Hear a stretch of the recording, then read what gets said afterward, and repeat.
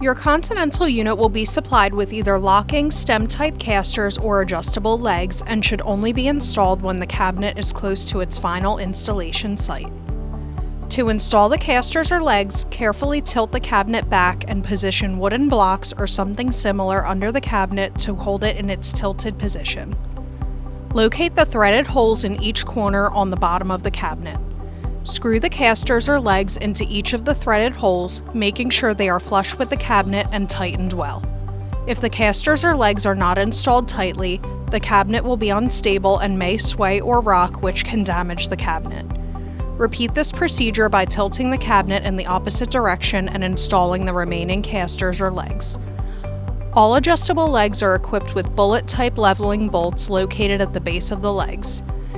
These bolts can be turned by hand or with a wrench clockwise or counterclockwise to level the cabinet.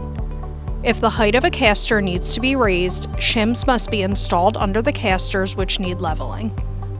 Large washers available at most hardware stores can be used to shim casters or contact the factory for caster shims. Do not attempt to level casters by unscrewing them from the cabinet and leaving them loose, as this will damage the cabinet hole threads, voiding all warranties. It is extremely important that your cabinet is perfectly level for proper operation. If it is not level, the doors will not properly align and will not provide a good gasket seal. It will also cause excessive amounts of ice or condensation that will accumulate on the inside of the cabinet. This should be confirmed prior to calling for warranty service. If you have any other questions, please visit our website at continentalrefrigerator.com or call us at 800-523-7138 and ask for the service department.